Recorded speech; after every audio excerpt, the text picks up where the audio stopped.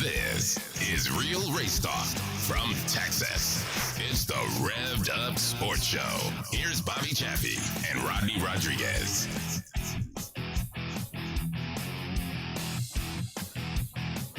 I gotta let the jam get in there just a little bit.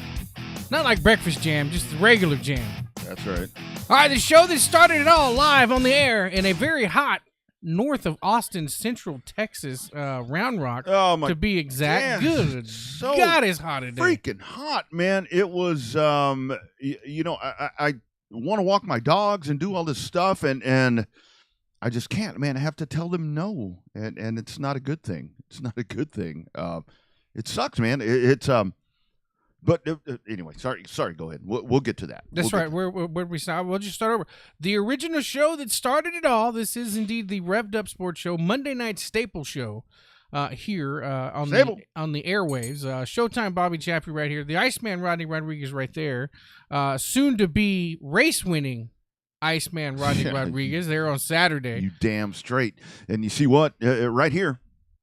It's sitting up here, but it's coming down and it's going on my head. And I'm going to win at Texana Raceway Park this weekend. You got the chance. You got the opportunity. Well, I'm only in one of the best cars of them all. And that's kind of always the thing right there. You know, when Tony and these guys hook me up, it's like, okay, why don't you drive the best car so far? And I'm like, okay, that's great. If you can squeeze into that seat, that's the biggest problem. I've been working out. I'm gonna shape my ass down. I'm gonna take the seat out of the Camaro. Take it with you. Well, I wish I could. But the whole thing is, I don't want to mess everything up for these guys. You know, to where they have to, take the seat out. Bobby, I am near not accomplished enough that I can roll up with my own seat. I don't know. That's the race. That's the NASCAR guys. They roll up with their own seat. So not quite my forte yet. Well, we'll see. Yet. So if you don't know the race we're alluding to, there's a big race at Texana Raceway Park down in Edna, Texas this weekend.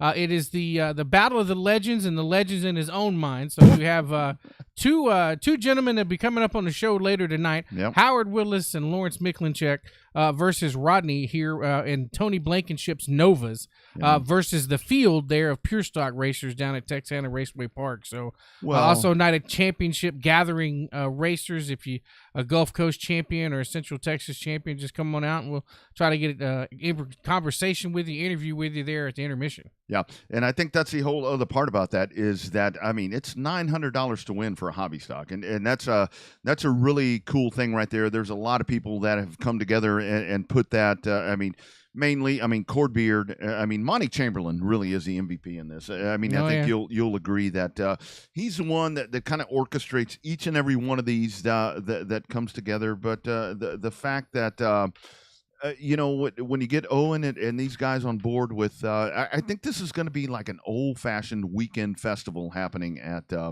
Texana. And I see, folks check already there about Cotton Bowl. That's great. Yes, they're having a race, but I'm sorry, this week I don't give a damn about them.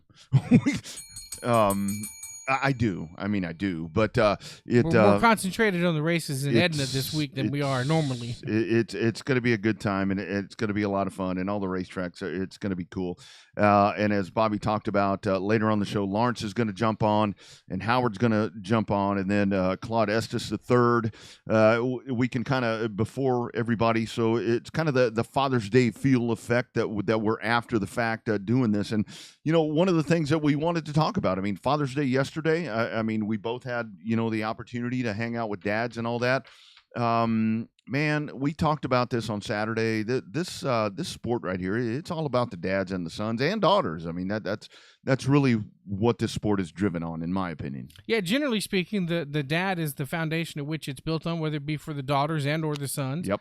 Grandkids as well. We've seen that. We'll talk to Lawrence about some of the racing titsmans that are coming up through the ranks there. But yeah, definitely as we've seen it in racing. From our local heroes to all the way up to the top rings of the NASCAR Cup Series. It's there, but it's the dads that it's the dads that make it happen. And not that the moms are not important. That moms sacrifice a lot too. A lot of times they will do the logistics of it and get it all set up that way. And like Miss Ellie, our road mother, Miss Ellie, manages to cook for us when we're out on the road. Occasionally when we go over and hang out with the Jake Wright Motorsports team over there. So lots of good, but it's mainly the dads that end up putting the power down, putting the program on the loud pedal to make it happen. Yeah, no doubt. And hopefully everybody had that chance yesterday to do that as well. And just with the weekend that's coming up, and I do want to touch on before we dive in here with Claude Estes, is it is so weird to me. This is, with the state of Texas and our region right here, is it can be, today, heat index 120 degrees. Mm-hmm. Saturday, where I was, heat index of about 110, but yet I kept looking at all of the places where races were supposed to happen, and you had races rained out. I mean, you had the Mike Parker Memorial that got washed out, and to me that sucks. And this is where it's so weird to where our weather is so unpredictable that you can be that hot and then you get rained out. I mean, Waco on Friday night, I mean, they were set to go. Everything looked really good. That came out of nowhere, that storm that took out Waco. And the whole thing was with that. I mean, I was talking to some friends down there or up there, and it was like, that wasn't no damn passing by shower. I mean, that took some, that thing was massive. And hail and all kind of stuff inside that big thing. And that's where it's so weird, to where folks are. And I think that the thing that we're about to run into now is I think the rainouts are about to be done. But what I'm curious about now is what's going to happen, because I think we're going to have to watch racetracks start to tail stuff back to where the heat is going to be a problem. I mean, because this shit is stupid. I mean, hot. Way too hot. It's hot. Way too hot. You'll start to see racetracks that normally start at 7, probably start at 8. Just to get some stuff in there, which is fine. I mean, you have your more efficient shows that can afford to have the hour later start time. Yeah. Some other tracks, not so much, but some tracks can afford to have the extra, hour delay there. But it'll vary by racetrack. It's just going to depend. I mean, if your front gate is suffering and you notice a lot more of them coming in at 8 o'clock after the heat races and stuff like that, that's when you got to know that chances are. That's when you need to make the adjustment there if they start rolling in about 8 instead of about 7. Mm-hmm. And leading up to that, I mean, you guys checking in there, you guys tell us a Revved Up topic of the week, a Revved Up toe, Russ Toe. You guys tell us summertime is here. What big shows are you going to be looking most forward to? Because there's a lot of them coming up. And again, the big shows are always, what you really call the big shows. It's always after the season is done, whether it's dirt or asphalt. But I'd really be curious to see what folks are looking forward to at this point, because now we're about to be at the point to where the rain's going to stop and nothing else is going to be happening, and you are going to race. I can promise you that. Outside of dealing with the heat. But I'm looking forward to seeing where you guys are most forward to being, because you can go way up north all the way down to the race ranch. There are so many races that are coming up, and even going into Louisiana and everything there. There are so many that are coming up, and it whether it be a factory stock or a limited modified or a big mod show, you got so many that are going to be in line right there. And I'm curious to know where folks are most looking forward to seeing those races, or where they're going to go. I mean, whether you're racing or whether you're going to watch. I mean, there's a lot, and it's going to be hot. A lot and hot. It rhymes. How about that? That's good. That's conducive. Dude, I don't mess around right here. I know that's conducive to great radio. This is why this show has persevered for so freaking long, because we do shit like that, and people just keep coming back, for more, like Rat used to sing about. We're like coming up on, is it 6 or 7 years? Man, it's been a long time that we've been doing this, and the whole thing is, with this, folks are like, oh man, yeah, this show, blah blah blah. It's come a long way, dude. From one iPhone, actually from no camera to this setup we have here with all the studio lights and everything else. Studio lights, all this stuff. I mean, like I'm looking at this thing right here on my mic here. This thing ain't orange, is it? No, it's just black. The glow. It's just the glow from the stuff. That's right, because we evolve, because we know that everybody else is doing shows, and that we have to keep up and continue to do well, and that's why we do what we do. Have to continue to evolve the product. That's one way to put it. Yeah, but those races that you're looking forward to, I mean, let us know. Hit it on the search thing or on the chat thing. No matter where you're checking in, whether it be on YouTube or on Facebook or on RevvedUpSportsShow.com, all of those places, let us know, and we'll be able to follow along with that. So what did you do yesterday, Bobby? I have to tell you something. So we went to see Dad. You know, we had some good barbecue, just checking things out. I mean, just hanging out with family. You know, my aunt and uncle and my other aunt, the people that instilled good things in me until I went out on my own and messed it all up and became a delinquent. We had a really good time just hanging out and watching the IndyCar race. We watched some Formula One because there wasn't no NASCAR, and over there at Dad's house, no streaming, so I couldn't watch any of that stuff. Dude, and then I got hooked on golf, watching the U.S. Open. That was a tight battle there towards the end. Man, you thought that one dude thought Clark was going to end up losing that lead when he kept when he's in the bushes there a couple of times. There. Even my daughters were like totally into this, and you know them well. They were into golf, dude. That just seems very unlikely. Yes, they were into this. And the first thing I did, you know, we come home and I went out and I got my clubs out and I'm like, that's it. I'm getting back into golf. But they don't like it when it's hot either. Oh, well, yeah, I know. But, man, that was really good. I mean, I really enjoyed that day. IndyCar, you know, with that, I mean, that was a good time. I got to tell you, man, so what did you think of the ASA race besides the lack of fans? I mean, it was the highlights didn't seem like there was a lot of highlights. A couple of highlights of some crashes, but it seemed a little lackluster there for the Milwaukee Mile for Track Enterprises. Yeah, that was going to be a tough thing right there. You get 25 late models on a mile track, and that's going to be tough. And on Father's Day weekend, and I know they're going back. And then you get our man Ty Majeski gets out there and just dominates the race. But did you see that wreck, dude? Oh, I mean, no softballs there at the Milwaukee, at least on the inside, God. Anyway. That right there, that was scary. That been a center section for sure. Yeah, Von Dyke right there. I mean, what a wreck right there. If you have not seen that, go and find that, because that was he got turned head on into the fence, and again, I mean, I say he got turned, but I think there was more to that. I think there may have been some issues before that, but yikes, that was scary. That hurt. Yeah, that was rough to watch. Yeah, really bad. But other than that, not a lot of highlights for it. I mean, I thought the 4-wide salute looked pretty cool there when they were 4-wide, 10, 12 rows deep. That was pretty cool, but yeah, that's about it. You were one of the few that saw it. Yeah, that was about it, man. Like, that was pretty much, wasn't much to see after that. Well, and this is where we get back to, you've got a civil war going on right now between SRL and ASA and all of that. With what's going on right there, there's a lot of back and forth, and that's going to continue to happen. They just continue to do that stuff. But you know what I think is kind of funny is that you have these national tours that are going, you know, nose to tail and throat for throat doing what they're doing. And then you got the pass tour. Then you got all these guys.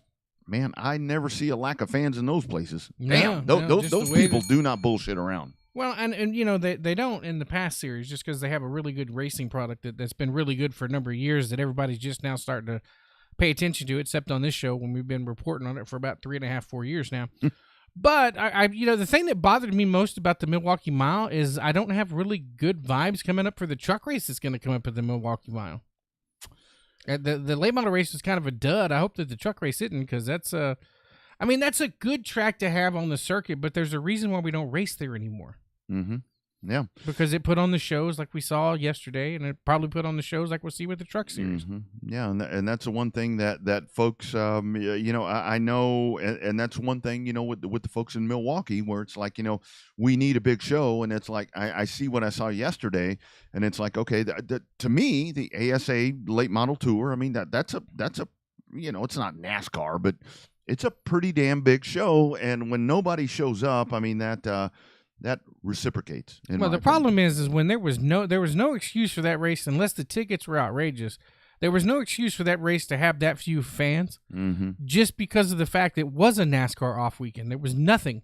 But I guess Father's Day weekend, NASCAR off weekend, I guess that gave everybody a chance to go to the lake, go to the restaurants, not pay attention. I mean, I ended up barbecuing myself, but I mean, there was other places to go. Like, it was weird. Once the Indy race was over at 1, I guess it was over about, 2 o'clock or so. And Formula One was over just a tick after that. So you had all afternoon to do whatever you wanted to do Sunday. Plenty of time. And that's why I kind of honed in there to golf, because it was like, okay, this is all that I have left. So I think I'll check this out. So anyway, we'll continue that conversation right there. That war right there is not going to stop. And, whatever. Let's go to the hotline for the first time tonight. And this is a man that punched the ticket at Kennedale. In the wing sprint cars, taking it to victory lane. It is our new friend, Claude Estes III. How we doing, sir? I'm doing fantastic. How about you guys? Doing well, my friend. So Claude, how cool was that for you? I mean, looking at everything that was going on over the weekend, how cool for you to win there in the wings on Father's Day weekend? That seemed like a pretty cool thing right there. Yeah, it was. Couple things. There's a couple boys on top of the wing. Yep. We got them. My grandson. We got them pulled up. And yep. There was one in one of the pictures that he is 6 weeks old, so he wasn't on the wing. That's my third grandson. He was down there in the winter circle down there. My daughter was holding him. Yep. His name is Dusty, and the oldest grandson is Parker. He turns 10 years old tomorrow. Nice. And the youngest, or the middle grandson is Stetson. He is 6 years old. Now, the thing about the wing dance with the boys, I have several sprint cars. The Estes Family Racing and Skyview Corporation has. We have 6 sprint cars in the state of Texas that race. So, at my shop, the grandsons are out here every other week. And they are in and out of my sprint cars. Nice. They are buckling their seat belts, taking seat belts off, doing drills to see how fast they can undo their seat belts, throw the steering wheel out like they see on TV. Oh, wow. And then they do the wing dance. They climb and they test each other to see who can get up on the wing fastest. And, of course, I'm in here worrying about them falling off the wing. But and so when we won the other night, a couple of things. It was Father's Day weekend. Mm-hmm. So that was great to win on Father's Day for all my daughters. I have 5 daughters. And so great for them to be 3 of the 5 was there. And then on top of that, my grandson Parker turns 10 tomorrow. So we called that his birthday weekend. I love it. So got to have the win and them there to enjoy that and get on the wing to do the wing dance with me. And, it was awesome. Super great weekend. So, Claude, I know we're talking to you about the sprint cars and stuff like that, and you said you got a shop full of them. I feel like you've raced a little bit of everything, if my mind serves me correctly, from just kind of paying attention to that North Texas racing area up there. What all have you raced before you got into the sprint cars? So, in 1983, grew up at the famous Cowtown Speedway here in Texas. Our father took us there to watch figure eights and some of the well-known drivers of their time. Yep. And so during that time, like any other kid, said, we want to go drive race cars one of these days. So I started off in the bomber class, then went into the street stock, late model stock, hot stocks, late models. Then H.D. Miller, Doc Miller, my father-in-law, he's passed on now, but he decided to put me in a wing modified, which was the top classes in our area at that time. And so he put me in a wing modified. We went on to win from 1990s, probably to the year 2001 or so. We went on to win a few championships and a lot of races for them. He had 5 wing modified drivers at different times on there. So, then I went into sprint cars when they quit running the wing modifieds. Went into sprint cars. Got the race with a lot of people, Gary Wright and some other famous people back in the day that was ahead of me that I was friends with. So Jason Johnson was one of our friends that we raced with in Houston, and all the Johnson family. So I just love the sprint car racing, and it's been good to our family. Yeah. So, Claude, isn't that the one thing, I mean, what you're talking about right there, just since we have hit the air right here, since you hit the hotline, our sport, it's all about, and again, I thought it was so cool that you winning that race at Kennedale on Father's Day weekend. Our sport, I mean, Bobby and I, we have both been a part of this sport because of our dads that did, various things with us. Isn't that the best thing about this? That it's all about family, and usually driven by the dad and a good mom that's kind of sitting right there, along with it. That's why we do this. Absolutely, because as being a kid growing up at the dirt track, to see drivers talk to you and intervene with you and stuff, got me interested in the sport. And then as I became a driver of different classes and so forth, and being involved, and then having children, getting married and having children, that's a financial situation that sometimes changes the racing family. And as they got older and I was continuing racing, that's what they wanted to do, was go to the dirt track. We went to the lakes, we bought boats, we went fishing, camping.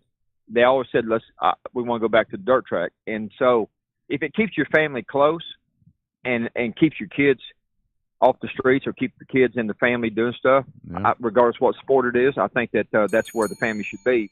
And for me, it's been my family involved in dirt track racing, and I love the dirt track racing people. Yep.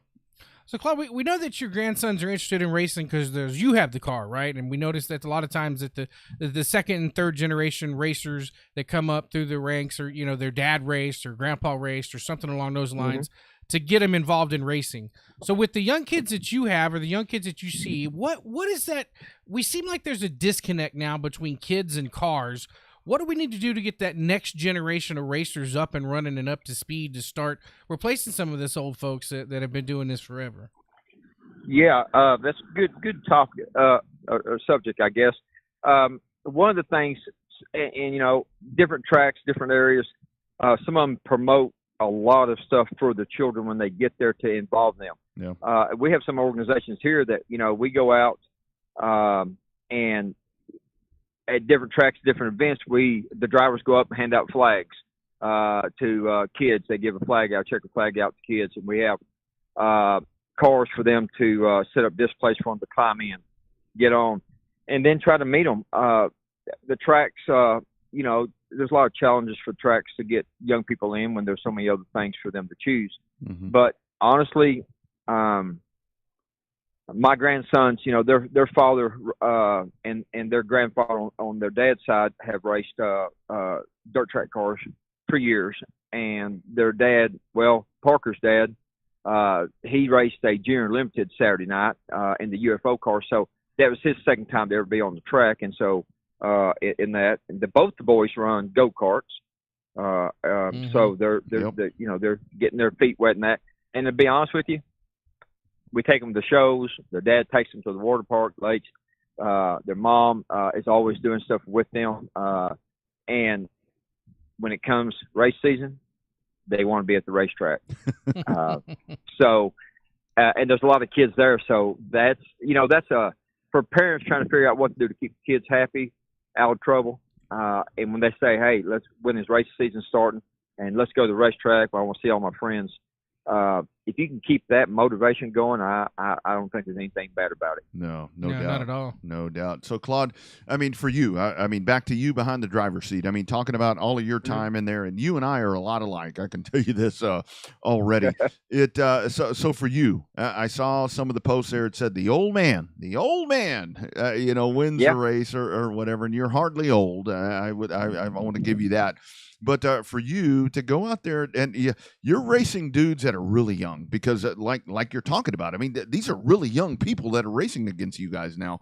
How cool to get out there. I watch that race, and you just kind of set your pace, and them youngins had nothing on the old man on that race night. You got a good point on that. So the young guys, they're full of energy. They're full of excitement. They have no fear. And we was all in that position before. That's right. And I think the older drivers have matured enough to make less mistakes. They've kind of learned from mistakes. They've learned to be more content with the experience they've had, whether it was good experience or bad experience on the track. And I 60 years old. I don't really realize that, to be honest with you, because I do stuff every day. I work out in the heat. We also have a funeral home and cemetery business that our family runs, and so we work out in the heat at the cemetery. We drive race cars in the heat. We do services. We have two different lifestyles, and the thing is I stay very active, and people's asked me, how long are you going to race? And I tell them, as long as I'm having fun, honestly, as long as I'm having fun, I don't have issues competing. Right. And I said, if I get to where I can't compete, then I won't race if I can't compete. But a lot of it is my grandsons, and my daughters, they constantly tell me, "What, do you just not want to race?" I said, "What, do you think I ought to keep racing?" "Well, we think you ought to keep racing if you want to." Well, It keeps me in good shape. I mean, when you're out here working and sweating and the adrenaline's going and you're changing parts out here in the 100-degree weather, well, at least in Texas, and, busting butt, I think that, I can really think that it keeps me in shape, keeps my kids, my grandkids involved. I have, now I have two son-in-laws that race our cars. Mm-hmm. I have two wonderful nephews that race our cars, and then I have a brother that races part-time. He did race Saturday night, this last weekend. He drove another car for another guy. Yeah. But we want to support dirt track racing in some type of level. Mm-hmm. And our funeral home cemetery do a whole lot for the racing community in this area, due to the fact that, people go through hard times, people go through stuff that happens. We're always going to be a part of it to help them get through that next level on the business side. And then we come over to the dirt track side, and we see all these different people every night, and we are involved with them on a one-on-one basis. So I love that. Yeah. So, Claude, talk about Kennedale as a whole, man. Like, we've talked to James. He's been on the show a couple of times and talked to various racers in various classes up at Kennedale. It's its own unique, very, very successful ecosystem up there. It seems like whatever class it is, whether it's sprint cars to junior limiteds to big mods, sport mods, factory stocks, whatever, if you can win a race at Kennedale, that's a pretty big accomplishment in any class up there. Absolutely. And hats off to the Bransoms that own the track. James Lopez, Bo Rowden, all these guys that have raced it. And see, those guys, those guys have been dirt track racers, growed up in it, and then been around it. The Bransoms have their son and grandsons that race in them. So their whole community involvement is 110% every time they put on a show, regardless whether it's sprint cars or not. It's for everybody. They're fan. They do everything for the fans that they can to entertain stuff, between the trailer races, and the demolition derbies and, all that stuff. What kid that likes to see cars go out there and intentionally crash each other and get by with it? Especially a boy, hey, they don't get in trouble. They can actually run over. That's the coolest thing for anybody to ever put on a track is that, because, you saw it when you was young, or going to tracks, and I've seen it, and it never gets old when, boys, they just want to tear up stuff anyway. So never gets old when you get to see guys go out there and just actually run over each other and tear their stuff up, and nobody gets in trouble. Yeah. Yeah. And it's pretty cool. Yeah. I mean, that's what it's all about. I mean, that's the one thing that never changes. I mean, the sport changes so much, but that never changes.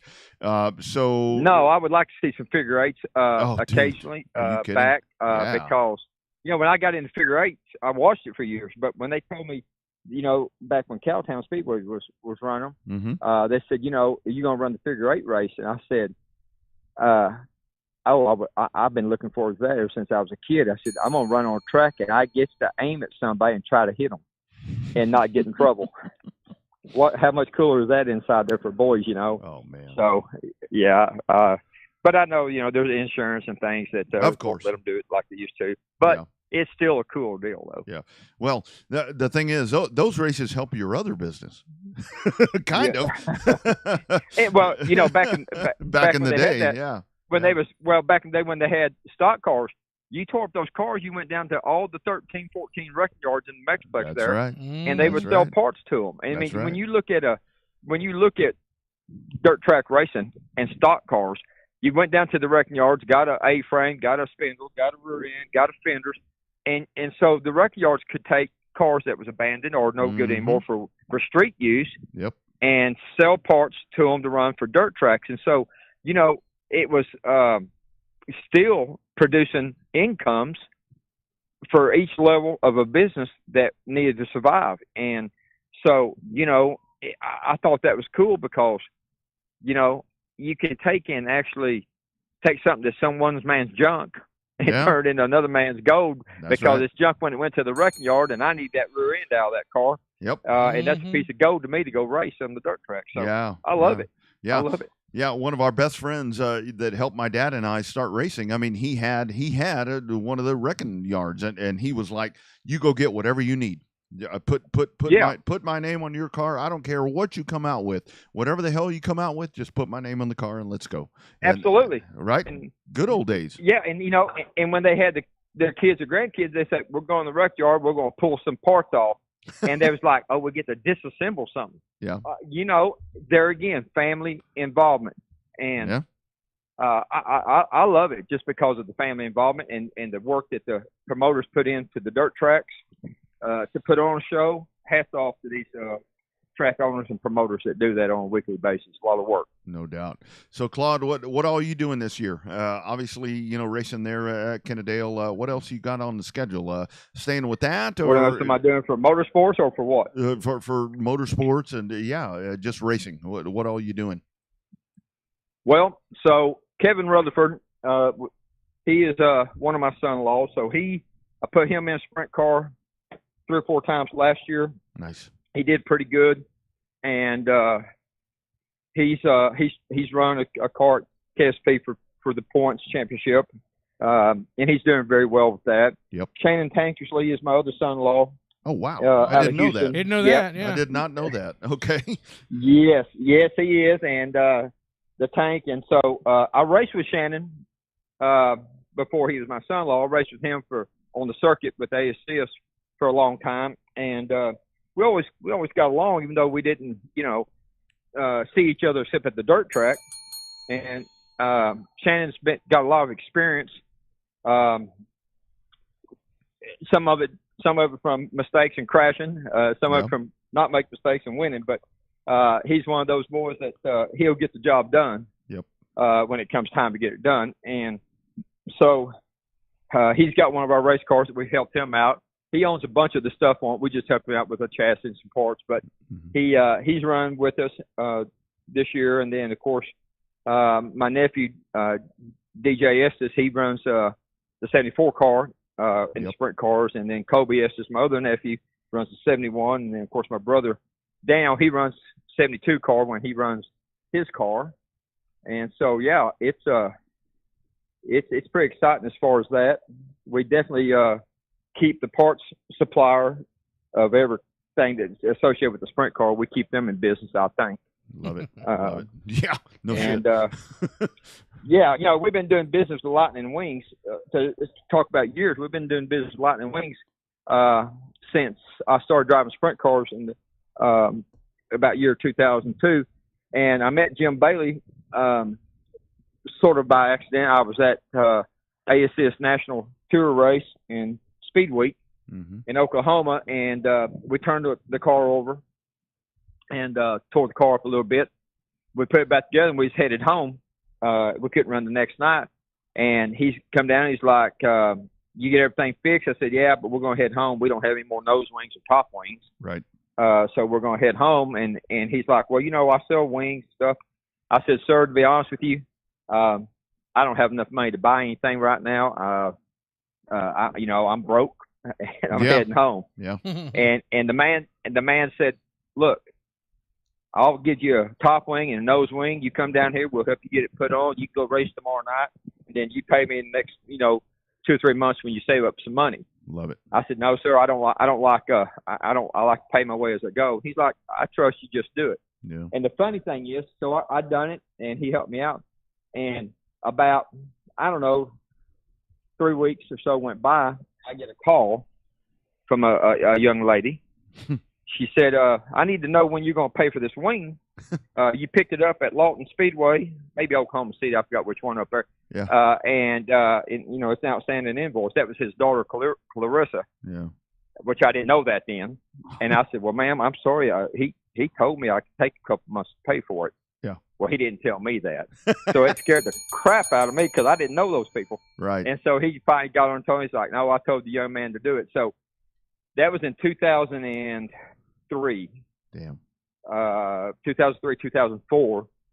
And to this day, that's Lightning Wings is still the wings that's on our car. But that's another dirt track story because of course, yeah, of somebody that helped somebody out. That's and right. Here we are, this many years later, Yep. And they're still building wings, and I'm good friends with them. And I hadn't forgot the people that got me there. That's right. Yeah. That's what it's all about. So, Claude, apparently ASCS Gulf South is coming back in a couple of limited races in 2023. It's supposed to have a full slate in 2024. Any chance you might be interested in returning to the Gulf South? Well, Chris did call me.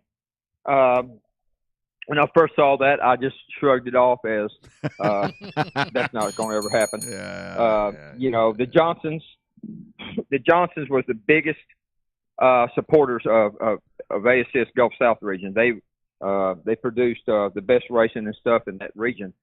And so I told Chris, said, you get the stuff put together, get some commitments, and we'll try to get some people there to help us. So we will show up. I still have 3 ASCS motors sitting here in the shop. Look at that. And so they will we will go down and try to support them to help promote that and see if we can keep racing alive in that area. Yep. No doubt. That's absolutely. That's what it's all about. Mr. Absolutely. Estes, thank you so much, man. This has been fun. I like talking racing, just hard school racing. I mean, this good time, man. We got to do this again. Well, like I said, guys, I'm a pretty simple person. There's I thank the good Lord above for blessing my family and us with being able to financially do it, but also health-wise, out there doing it. And without the good Lord, we wouldn't be anywhere where we're at. And then I need to tell you about some of my sponsors now. Bring it on, because they might be listening, and then they're not going to appreciate that I don't. They better be listening. There. So, I better tell all them. So we have Davis Drug and Alcohol Testing. That's my wife, so I got to name her first. Tree, that's on there. And then we have Bishop Racing Components out of Oklahoma. Actually, that little hot rod you saw win Saturday night. Yeah. That's got one of Andy and his dad's engines in this little deal there. And nice. As y'all can see, if y'all watch the race, that thing thumped pretty good. Yeah, I would say so. Yes, it does. And then Jimmy Allard out of Venice, he built some of our 305s in our cars as well. And he is the one that has designed the sprint car LS motor here that I will be running. Maybe if we don't get rained out again, we'll be running that at Devil's Bow next weekend, I think. Or maybe a couple of weeks that they've rescheduled that. So really nice deal that Jimmy Allard has put together on there for us to test and tune an LS motor that is pretty neat. So we've got that on there, and then we have the Jason Anthony Foundation that we've been partnered with on there. And, of course, one thing that is the biggest deal of all is our Skyview Funeral Home and Corporation that does so much for us because without them, we might not be able to do everything. And then if I know y'all know Tom Lorenz over at Smiley's. That's so right. Tom, I used to race wing modifieds with Tom. I knew Tom before he owned Smiley's a long time ago and raced with him. And that is one of the coolest guys. Yeah, he is. He really is. And he does a lot for for dirt track racing behind the scenes. People may or may not know a lot of times, but he does a lot of stuff. And Tom Lorenz, I like to, mention his name anytime I can. We don't go play golf together because I don't play golf. I got race cars to work on and stuff. I don't have time for that. But right. But really though, I just gotta tell you, they the Swindell Victory Fuel, man, they sponsored us some stuff this year, and Kevin Swindell, I got to meet him when he was 12 years old. Beautiful. Racing with his dad, wow, Sammy, out there, and me and him's been friends ever since. And he's cool, really cool kid, Yeah. But then the rest of it's just, man, fun and games all the time up That's there to get to race at the dirt tracks. I love it, man. Yeah, no doubt. See, Tom be a good guy to get on this show because we could definitely talk some racing and old school stories with Tom. Yeah. That'd be Y'all fun need to have y'all him need on to this get him show. on here. Yeah. Y'all need to get him on there because he is a super legend up there. And I don't know if y'all ever get to see Mike Ferrari that does a lot of the photos. Oh yeah, no. I've never met him. I have seen him many. You need to meet him and you need to interview him. He is one unique guy. Nice. He really is, and he does a lot. Honestly, he does a lot for stock car racing. He does a lot of stuff out there to promote special events for the stock cars, fender classes and stuff. Yeah. And he doesn't have to do any of that, and he does it, and to my knowledge, he didn't grow up in dirt track racing. Mm. So for him to come in and take such an interest in it, kudos for that. And he takes so many photos of everybody. Yep. And that's another deal. Regardless who takes photos, if you look back through your racing career, track career, everything involved, if you didn't have some photos that somebody took, Exactly. honestly, Yep. we wouldn't have anything to show our children, grandchildren, anybody from way in the back. And I think anybody that's taking photos out at the track at any place. So Rudy Garcia, he's been out for a little while, but that Rudy Garcia was the man of the moment for years. And he still has pictures of stuff of deals, but that was one of the coolest guys, Mr. Rudy was, because I've got a lot of pictures he took of me, some of them upside down, some of them right side up. Yeah. But you know Claude, what? That's all conversation pieces. Isn't that the funny thing? I mean, growing up, I went to a local racetrack here, back in the 70s, and I would go and I would pay 25 cents for a picture. They had all the pictures there, and you just bought a photo. And then and you took them home. Right. Put them on your walls. Yeah. That's it. Or showed your friends and didn't go to the racetrack that week. Look what I got. This is what you missed by not coming. Yep. And didn't that make a big deal? I mean, didn't that make a big impression when your friends got to see that? Because guess what? When you started showing your friends that didn't have them, I want to go to the dirt track, get me some pictures. Yeah. That's exactly how that revolves. Yep. And comes back around. And I think they just need to have some of the photo deals back there at the tracks. I really do. I know everybody's got digital and everything. Idea. But, man, those little kids, if they can come up there and buy a photo, 50 cents or $1, whatever it is, and take it home, man, that's just something else for them to hang on the wall to remember people by. Old school. That's what it's all about. Old school is important. It's coming back. Old school is important to a certain extent. Yeah, sure well, without old school, nobody knows where ain't never been no new school. From. That's right. That's exactly right. Yeah, good stuff. But guys, listen, I appreciate you taking time to talk to this old man. And anytime, my we'll man. Try to. Hey, we'll take, and we're gonna keep giving these guys hell. We're not gonna make it easy on them. That's right. One of the guys up there, Marcus, and them said, "Man, you know what? I think if it would have went flag to flag, I don't know that you wouldn't have ran out of breath." I said, "Oh, if it would have went flag to flag, I'd been coming back and laughing at you." But I had to come back with it because they opened that door. So that wasn't really going to happen in real life. That's right. Since they opened up the conversation, doesn't matter. Let's just go ahead and go with it all the way. I love it, Claude. Good stuff, man. We'll do it again, man. Thank you so much, and let's stay in touch, buddy. This has been fun. Anytime, you guys got my phone number. Call me whenever you want to. You got it, my man. Take care. Thank you. You bet. Holy moly. That was a lot. That was fun, though. That was a lot of fun. Man, there you go. Old school. It's possible. And look at that right there. I mean, to me, when I saw that picture from Kennedale, I mean, look at that. I mean, Father's Day weekend. How much with the better? grandkids? I mean, that's perfect. Oh man, that's that smile, because that smile's there because he's winning, but that smile's there because the grandkids are right there enjoying it with him. Oh, I mean that's the biggest part. I mean that's the biggest part of that. To be able to do that, and like he talked about, with son-in-laws and all of that, and family members. I mean, the guy's loving what he's doing, and still being competitive and just doing. Man, that dude, that was a treat right there. That is your post Father's Day extravaganza right there. All right there. It's always fun to start getting the new faces to us to a certain extent. To getting some of the new faces when we come to some of the North Texas racers.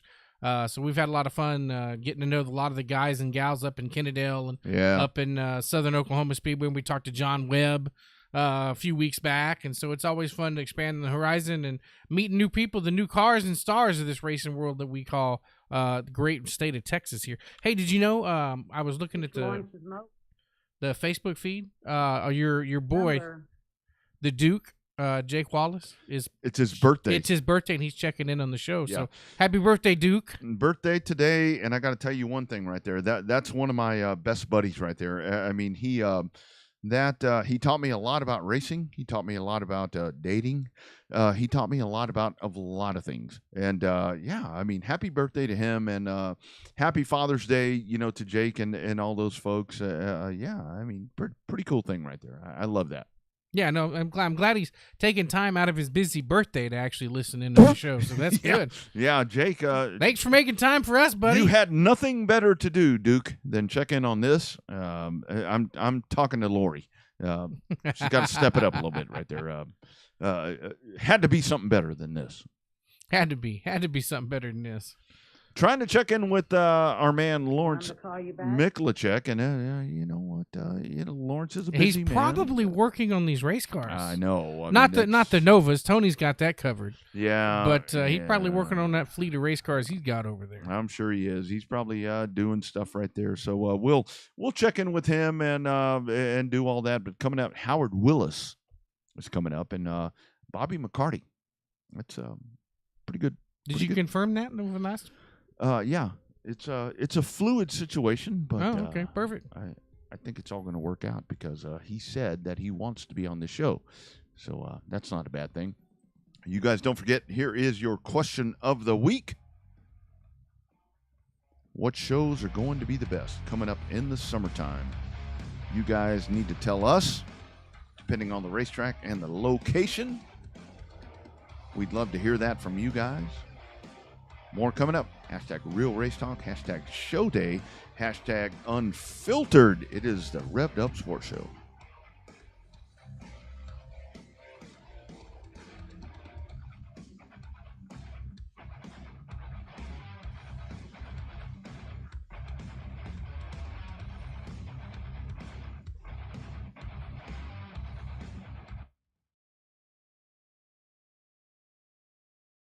Hey racers, Phil Whipple here with the Revved Up Sports Show. For the past year, you've heard us talking about our partners over at Generation Race Cars. I'm proud to say they're back again this year, and they're off to a great start. Generation Race Cars, located in Springtown, Texas, continues to offer new chassis body combos all the way to turnkey sport mods and limited modifieds. All cars are built the same as you've seen in Victory Lane with drivers like Alex Hickam, Jeff Shepard, and Dean Abbey. All customers are valued and treated equally, so why not join the winning team? Justin Long is committed to giving each and every customer the time they deserve, along with a commitment to bring quality into every build. If you're ready to join the team, give the guys over at Generation Race Cars a call today at 817-528-2947. You put a lot into your racing program, so why not take it to victory lane with Team GRC? You guys, Rodney Rodriguez from my friends at Rogers Dabbs Chevrolet in Brandon, Mississippi. A lot of folks looking for those GM crate engines, whether it be the 602, the 604, much sought after, whether it be on dirt or pavement. Lots of different places that you can run those crate motors. My friends here at Rogers Dabbs Chevrolet GM Performance Parts here are going to give you the best part or the best price that you're going to find in the country.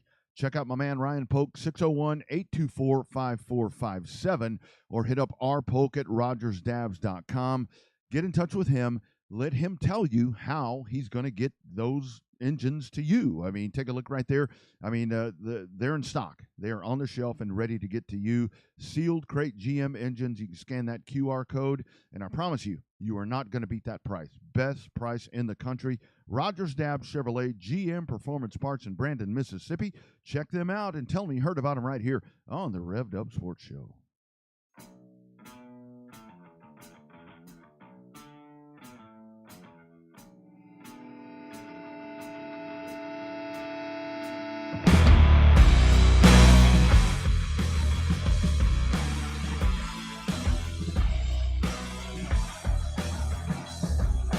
Loving the rock and roll tonight. Good conversation with Claude Estes III. Still awaiting contact with one of the racing legends from South Texas, Lawrence Miklinchek. Working on him. It's coming. We'll get in touch with him here shortly, and then we still got Howard Willis and Bobby McCarty still left to go on the show tonight. So big things still happening here on your Monday night staple. That's right. Yeah. Digging in right here on a big weekend, coming off a Father's Day weekend. Hopefully everybody had a great Father's Day and got to hang out with the dads and just get to be a part of all of that. I tell you, Lawrence, come on, buddy. At least he's probably working on a car. So No. He actually messaged me. He's like, call me again. Different number. That may be the problem. So, your number's a different number? The studio number is a different number. That's right. That makes more sense. He probably not answering that phone because he doesn't want to talk to that phone because he's thinking you're going to call him on your cell phone. That makes sense. That's exactly right. Bobby, I do want to ask you before we get him on here, the word coming out, I mean, I think we knew this, but I think for a lot of folks, the fact that Josh Berry is about to take over the number 4 car for Stewart Haas Racing from Kevin Harvick. To me, I think for short track racing people, I tweeted this out today. I think that people need to be really excited about this because for everyone that talks about, well, daddy's money, all of that on Father's Day weekend, by the way, one of our guys is going into one of the best rides in the country. And seriously, the guy, he got into the big time with no money. I mean, he had nothing. I mean, he had the Junior connection, but he caught Junior's eye because he was a badass. And for the folks that say that it doesn't work anymore, it's Talent really good. Can sometimes find it. Yeah.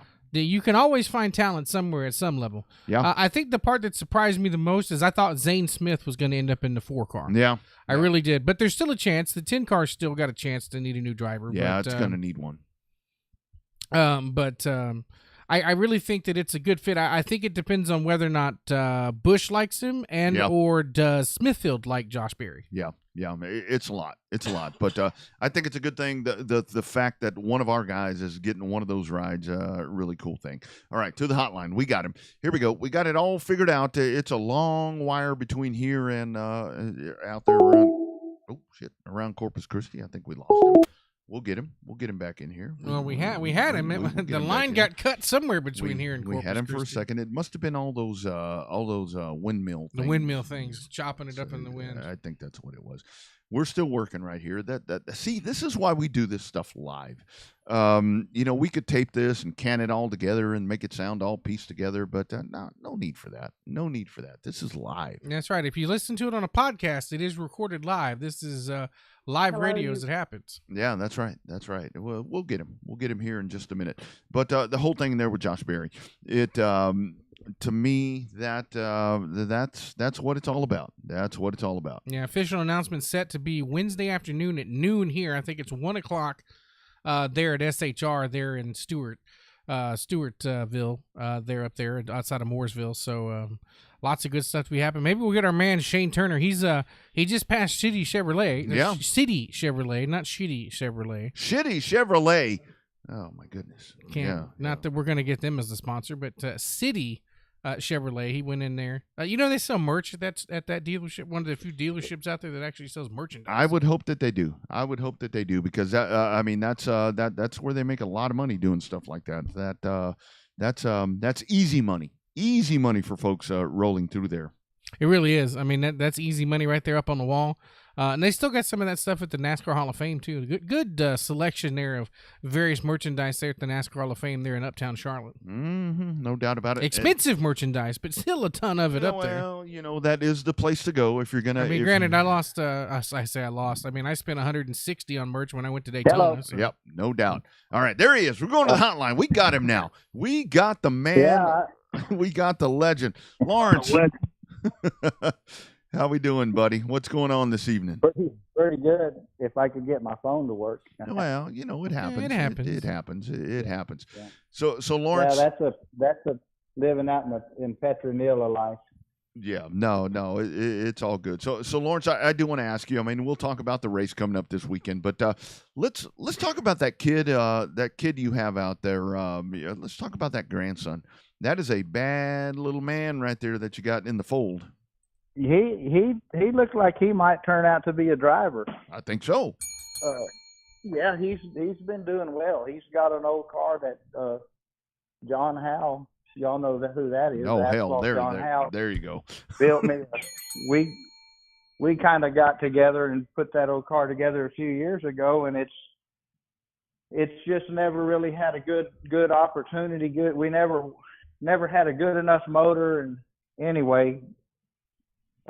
My grandson Nathan was running that sport mod, an old homemade car of ours, and did pretty well in it. So we stuck that thing together, and he's been doing really well in it. Yeah, he has.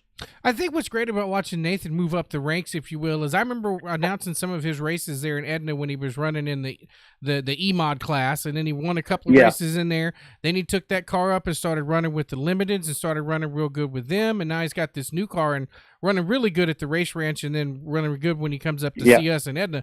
How cool is that for you? Yeah. Is it more fun for when you're winning, or is it more fun when the grandkids are winning or Marcus is winning? Well, it's right now. I don't hardly race anymore. It's hard to afford for all of us to race. So I just kind of help them at the house and stuff, and watch it on Race on Texas most of the time. And every once in a while, I go race. But I have more fun. Nowadays, I have more fun watching them and helping them. Yeah. Well, the problem is though, when I do watch them, then I want to go race, but I'm usually sitting in the living room. But yeah, no, it's y'all know how expensive race cars are, and it's trying to afford your own tires are hard enough, and then when you got Marcus and Nathan, and then we got the little one, Parker, he started racing and he's it's just a lot of time and effort, and it's like I said, I've got a couple of cars, but I kind of sit back and enjoy watching them. Yeah. So Lawrence, I do want to ask you. I mean, talking about this weekend, I mean, I know they're making a big deal about this, and it is. I think we're going to have just a good old fashioned, fun time out at the racetrack like it's supposed to be. But you and Howard in these Novas, I think that's gonna. I'm driving one too, but I'm not putting myself in that category. I think, I think that's going to be a lot of fun for all of us. It's going to be interesting. I'm looking forward to it. Watching Howard race, he's going to be hard to outrace. It doesn't matter what Howard climbs in. If he fits in that thing, he's going to probably win or he's going to be tough. And he's been racing again here lately too. So he's on the wheel where I haven't. I've been playing around with an old modified, but I really, half the time I show up at the racetrack and let Marcus drive it. But yeah, it's going to be fun. And then it sounds like, man, around here, you got Chuck Barber that's put a couple of cars together, and they're just on and on and on. More and more people that are, getting in on the deal. So it's liable to be a pretty big field. I think so. I think it's going to be a lot of fun. It's going to be fun to announce that race when I watch all you guys race in that hobby stock race. So I was talking to Monty Chamberlain, who said he was talking to you a couple of weeks ago, and he said that you've been racing for 45 years. Does that sound right? Have you been racing longer than I've been alive? Yeah, that's pretty close. It's pretty accurate, yeah. yeah. I think, Howard, we something else that's a little different nowadays is back when I started racing, you didn't have all the social media. That's right. So we're down here, and I was winning quite a few races around, Corpus area and around here, and we kept hearing about this guy that was up there in Houston running a Mopar, winning everything up there. And I thought, man, that guy driving a Mopar can't be that hard to outrun. And I started going to Houston, and I found out. Yeah. He's pretty hard to outrun. Yeah. No, I agree. And what you're talking about right there, I mean, because that is the thing, Lawrence. It's like every time that they let me drive, it's like, okay, last year was great because I raced against a regular field, but then this year they're having me race you guys, and everybody damn else is coming. Yeah. I do think this could be a pretty special thing right here because $900 to win for a hobby stock, that's pretty impressive. Yeah, it is. I hope it turns out really well. It sounds like it's going to. I mean, that's the purpose, is to try to get some, more attention to the racing world and fill the stands up and stuff. I hope it works out. But yeah, I'm looking at it as going into it. I'm looking forward to having fun. I think Tony, I hadn't talked to Tony much in a while, but that's going to be another deal for me, is to get to hang around with him a little bit this weekend. And I really never looked at those cars that well. I know they're fast. They don't sound like me and Howard excuses. Yeah. For not running up front there. Shit. Rodney's nervous, right? I mean, when you got scared. raced against two legends of the caliber of you and Howard Willis, that's a tall order for anybody. But you said something there that I think people forget about sometimes, because racing is very competitive, and we've all been there where you just nonstop go, go, go. But you mentioned that magical 3-letter word, and that word is fun. And I think a lot of times, despite this sport being expensive and it costing a lot of money, and it's a hobby for some and a business for the other, we still got to have fun when we do this, right? I mean, all the years you've been racing, the fun parts had to keep you running a few times. Well, the fun part, if you're at our level of racing, if you're not doing it for fun, if you're doing it for money, you need to find something else You're in the to wrong do. damn sport. Yeah. You just spend what you can on them race cars and go try to have fun. And yeah, it is competitive, and you try hard to win and all that stuff. But at the end of the day, it's in my case, it's about fun. Yeah. Well. And that's going to be the fun thing, even like last year, Lawrence, getting to be a part of this with you guys. I mean, for me, a young dude, watching you guys on the racetrack, to be lumped on a poster with your name and Howard's name, for me, that's super cool. They're like, tell them you're going to beat them. I'm like, I can't do that. I respect them way too much. So I'm Howard or Lawrence, I'm looking forward to spending a lot of time with you on Saturday and just hanging out and just having a good time, man. Thank you for doing this. I'm like blown away that I get to be a part of this with you. Well, I appreciate that, and it is going to be fun, and I appreciate y'all inviting me to do it. I've raced a long time. I'm kind of at the end of my driving, but I still like racing and got kids and grandkids in it. So whatever I can do to help, keep it going, I'll be glad to do. So what are we going to do when we get your grandson and Whitaker Jr.? They come over there and they whip all of our asses. What are we going to do then? Well, I'm trying to avoid that. I'm trying. Nathan, he tries to get me to go race. He wants to race with me, but what he wants to do is he wants to outrun me. Oh. And I did the last time I raced my sport mod was at Edna last year, and that's the only time me and him raced each other on the track. Yeah. And I outran him. I finished second, but I did outrun him, so Oh, it might be time to. That was, this year it would probably be hard to do because he's got that thing rolling. Can you ground him? Don't let him race with us, Yeah. please. I just yeah. Please do that. Please do that. The little one now, Nathan, he's got a pure stock that he races out here, Oh, great. and he's trying to get me to drag it up there so he can race with us too. So, but I don't know. I wouldn't take it. Well, he's 13 years old and he ain't got no way to get to the track without my help. There you go. His mom and daddy are busy this weekend, so there you go. He ain't got a ride there yet. He gets a weekend off. He gets the weekend off. He gets the weekend off. I love it. Yeah.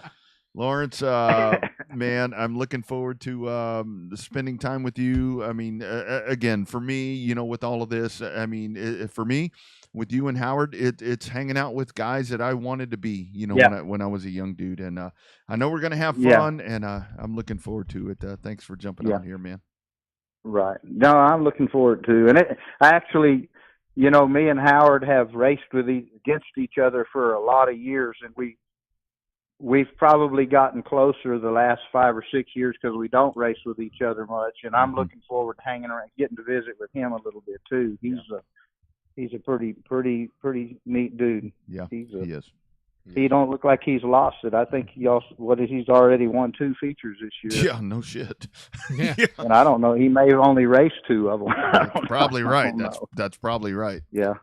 So, Lawrence, one of the you'll probably hear me say this again on Saturday because I get to interview all you guys again like we did last time. And I got to say, of the successful racers that I've talked to and met over the 30 years, 35 years I've been doing this, being in the racing business from a kid till now, I have never met 2 more humble dudes that have kicked more ass than you and Howard Willis have. Yeah. And you guys are both so humble about it, and with all the wins and championships y'all have, it's just so cool to be around you guys because y'all have kicked a lot of ass, but yet you're just so damn humble. Well, I'm going to sound a little cocky right now, but you do your talking behind the steering wheel. I love that. If you that's I think, and probably Howard, he doesn't have to. He can be humble because he's out there winning races every week. He doesn't have to tell everybody how fast he is. He's showing it, Yep. No doubt. No doubt. Going to be a fun time, Lawrence. Look forward to seeing you, 87. Let's go out there and have a good time. You guys put on a good show, and I'll just try to keep up. All right. You'll be fine. It'll be fun. Well, I'm going to be leaning on you to help me out and give me some tips, just like last time. So, appreciate you being a part of it. Appreciate you jumping on here, and it's going to be a pleasure to share this Saturday with you, my friend. All right. Well, thank y'all for making me a part of it, and appreciate it, and hope everybody comes out there and watches. You betcha. Thank y'all. Take care. See you soon. All right. Bye-bye. You bet. There he goes. Damn.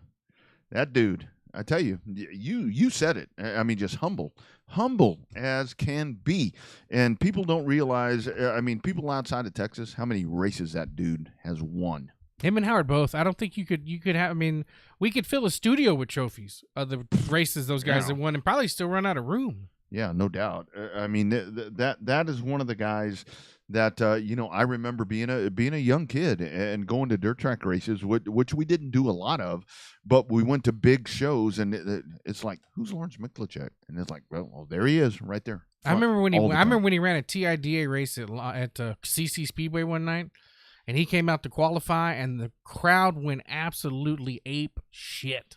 Yeah, for him, and he went out. He qualified fairly well, from what I remember. Of course, this was 35 years ago. Yeah, but the crowd went nuts. I mean, it didn't matter, dirt, asphalt. He was on point and was just lights out. Yeah, and I mean that's always been the thing with him. I mean, he is just so good at what he does, and continues to be. And the family tree right there, talking about all the kiddos that are doing a part of this, that are a great part of this right now. I mean, it's unbelievable to watch that legacy continue to grow. Yeah, absolutely. All right, to the hotline again. Here we go, and it's going to be the other guy that's going to whip my ass coming up here on Saturday at Texana Raceway Park, and to me. like I was just talking about, to be lumped on a flyer with these guys. I mean, with Lawrence Miklinchek and now with Howard Willis, is something that I never thought would happen unless we were all wanted on a post office wall. I figured that'd be the only way. To the hotline after a win this weekend at 105 in the limited modified, it is our friend Howard Willis. Mr. Willis, how we doing, sir? I'm doing great. How about you? Doing well, my friend. He's nervous as hell, Howard. Don't let him fool you. He's nervous Howard, as hell. I'm shaking in my boots. I think Bobby was the one that was nervous. He ain't even gonna drive. I get Maybe intimidated I'll by all you guys, all you legends that I remember Maybe I'll- watching as a kid. It's intimidating to talk to y'all sometimes. Maybe I ought to bring that 2-seater car and let you ride with me. Oh, shit. don't tempt me with that kind of fun. Then he'd get nervous. How about that? How about that right there? We'd have to buy him some new shorts to get up there on the booth. Howard, talk about the weekend for you. I mean, we can get into Texana here in just a minute, but you another win there at 105. Talk about the weekend for the 23. Yeah, the track was really good. It had a little bit of moisture on the bottom, a little moisture on the top, so it worked out good. They only had 4 classes, so for some reason this year I haven't been quite as good in the features. I could win the heat race. I just couldn't win the features, but I won the heat, started on a pole, and it had a nice cushion, so I rode the cushion all the way through the race. So it was good. The car was fast. I didn't make too many mistakes, and they didn't get up there and pass me. They were close there a couple of times, but we held them off. No doubt. So, Howard, I was asking Lawrence earlier, and you probably told us one time when you were on the show before, have you been racing now for 40 consecutive years or 50 consecutive years now? It'll be 50. Ooh, boy. It'll be 50 years on Labor Day. Wow. It was 1973. I went to the racetrack with a car for the first time on Labor Day. Damn.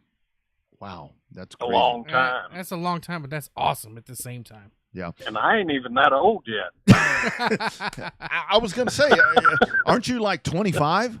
I mean, you're like 25 Yeah, years about old. 35, 40. Or 40, something like that. Oh man, so Howard, isn't that the thing about this? I know you and I we talked so much last year at Texana. This thing is still so much fun for you. I mean, you get out there, you got your team. I mean, you got your people in place. You guys just you show up. I mean, you're like the Bandit. I mean, like Smokey and the Bandit. I mean, you show up and it's like, here he comes. You get out there and race. It never gets old, does it?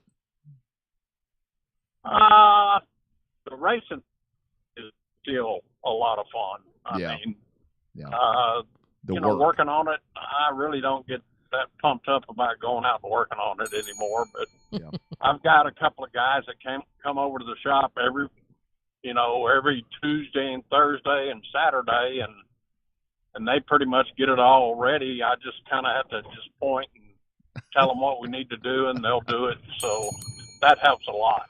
As you should. And well, I mean, with your experience and your winning pedigree, pointing would be great. Yeah. That's got to be pretty cool. Talk about the difference in 105 and Edna. How much do you have to change from track to track from what you remember running last year? Really and truly, I don't change a lot from 105 to Edna. Yeah. But I don't do that good at Edna either. For some reason, I've had one good run down there. I think in a limited. I went down there and won a crate late model race one time and done really good. But all the racetracks, I mean, you have to change a little bit on the cars, but you don't have to change a lot. You change the stagger and the gear a little bit, and some wheel offsets, and just hope that you're close enough. But once you get a car where it's kind of close to the basic setup, you don't have to change it a lot. You might have to drive it just a little bit different, but So Howard, what is your plan this weekend? I mean, obviously you're going to get out there and race with us. Are you taking your car up there, or are you doing double duty? Yeah, What are you doing? We weren't going to do it, but I'm coming down there. I just as well bring it along. Oh boy! Nice. And run. I mean, the races ain't but 20 laps, so it's not that big a deal.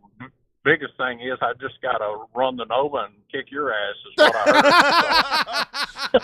heard. Oh. Howard, That's going to be the best sounder ever on this show. In 6 years, that's the best sounder ever. Howard, they're putting up extra money. They're putting up extra money for if I don't get lapped between you and Lawrence, and then you say that shit. I think I may just They said they would give me $2 extra if I lapped your ass. I think I may just go sit in the stands and drink fucking beer all night. I'm not sure that.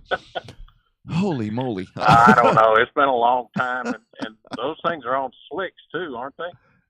Yeah, they are. I think you can groove them now. Yeah. Well, and then we got Tony. I mean, Tony works on these cars. And they told me last year, Howard, they're like, you will not spin this car out. And I drove that thing in there, and it will not spin out. I do want to ask you, so besides the fact that you're going to fucking destroy me, we were just talking to Lawrence. Lawrence, how about racing stock cars against Lawrence? That's got to be pretty cool. I think you guys are going to put on one hell of a show. I hope we do. Let me put it that way. I hope we have a really good time. It's all in fun anyway, so that's the good part. So I hope we get to race together, and I hope it's for the lead. Yeah. We used to do that all the time. It was me and him back and forth. 1 week he'd win, next week I'd win. Yeah. So, but it ain't that way anymore. I mean, nowadays anybody can win. That's true. Even that 35 car that driven by me. Yeah, that's right. It might be your night. Yeah. It might be. It might be. It might be. You never know. Be like that guy holding his hand up. Say, tonight's the night. Can y'all give me one lap? Give me a 1 lap bonus. I'm like, I get 1 lap ahead of you guys, and then y'all try to catch me. Okay. That shouldn't be no problem. Yeah. I'm sure. Pace lap. I'm sure it wouldn't. Sorry, Bobby. It's just going to be, like you said, it's going to, hopefully it's about having fun. And I think I'm going to have fun calling y'all's races when you kick his ass. So I think that's going to be a lot of fun for me from up in the announcing booth up there. That's funny. No, it's all for fun. It's all for the fans is what it's all for anymore. Yeah. If the fans have a good time, that's the main thing. Yeah. And Howard, isn't that the cool thing, I think, here with Cord Beard and Owen and Monty Chamberlain that has put all this together? I think it really is that they're doing the old school thing to where we're trying to get an old school race put together where you get fans out on the track, guys, race fans that want to come out and see you guys and bring the champions back and all that. Isn't that the main thing, to just make it a full show and just have a good time? Because that's, I think, like we were talking about, people forget that racing is for fun. Yes, it is for fun. Yeah. Sometimes it ain't, but most of the time it is. Racing's for fun. Winning's what you really want to do. That's what a friend of mine told me a long time ago, Robbie Starnes. He said, "Don't cost that much to race, but it sure costs a lot to win." That's a good quote on a shop wall right there. Oh Lord, I think I'm just not even gonna go. Oh, you can go. You can have a good time. He didn't see. You're gonna have a good time. We'll have a good time. Me and Lawrence, I'm old. Lawrence ain't that old. Lawrence probably beat both of us. Well, the funny thing is, Howard, I was telling Bobby, we were on a thread. So you guys, with all the years that you guys have raced, I mean, for me, the first race that I actually ran was in 1994. So for me, I mean, not near full time like you guys and with all the wins and all that, but hell, for me, I've been racing 30 freaking years. So it's like, okay, we do have some veterans here coming in for this race. Yeah, that's a long time. 30 years a long time, to be invested in it. Well, same thing. It's not that you've raced; you've been there all the time too. Well, and Howard, I just turned 18 last month, so I don't know how the hell that happened to me. You started in the negatives, didn't you? That's right. I started way back before I was even a glimmer in my daddy's eyes. So apparently, that was the deal. Yep. Yep. 94, man. Yeah. I wish it was 94 again. Yeah. I wish it was a 94 budget. But anyway. Yeah. Howard. Well, it's a 94 purse still. That's right. That's true. Yes, that is very true. That is very true. That is very true. Hey, how about that $900 to win? So, from what I've been told, I think there's a lot of hobby stock big hitters that are coming in here to beat you or us guys. What you think about that? I hope it doesn't get rough. I hope too. they race and just don't try to beat all the cars up. Is what I hope. Yeah, I agree. But other than that, they got the same cars we got. So, all we got to do is turn the steering wheel, mash the brake, and give it the gas right, and we'll beat them. Mm-hmm. That sounds like good, solid advice right there, Rod. Sounds like to me it's going to be a Tony Blankenship 1, 2, 3 sweep on this race. That's what it sounds like. That's what it sounds like to me, and I look forward to doing that. Howard, and by the way, thank you last year. Great time that I spent with you. And I was telling Lawrence, for me, the highlight for me of Saturday is going to be, the on-track thing is one thing, but getting to hang out with you guys, guys that I love and respect and grew up watching, that's going to be a highlight for me. Can't wait to do that again, and let's go have some fun and put on a show. Sounds like fun.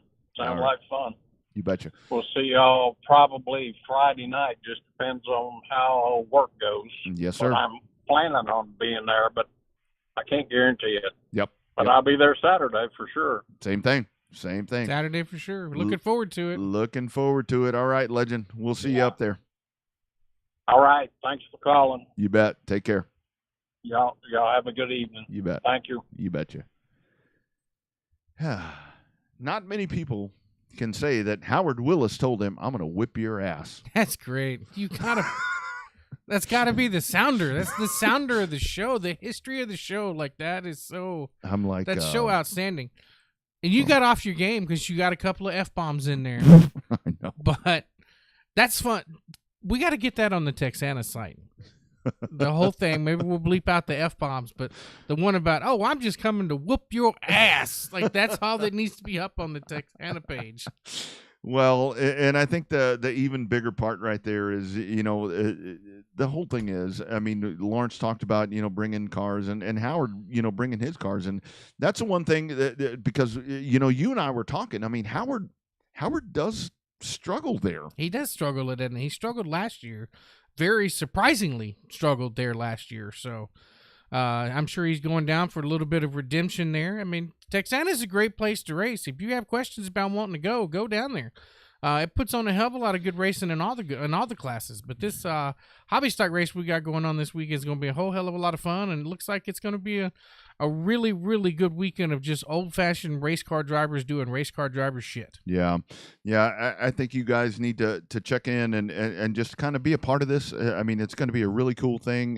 Here is the flyer right there. I know we've kind of gravitated over to this, talking to these guys, but there it is right there. And then it's a full card. You got everything there. Everything. 600 restricted sprints will be there. We found out today the dwarf cars will be there again, so it's going to be a full show. Dollar for dollar, probably can't beat it at any type of entertainment value out there. So whether you're from San Antonio, Austin, Corpus, or down in Victoria, bring your lawn chairs, bring your friends, come on out and have a hell of a good time. Yeah, and I don't think you have to worry about weather being a factor right here. I don't envision rain or anything like that being a part of anything that may happen there.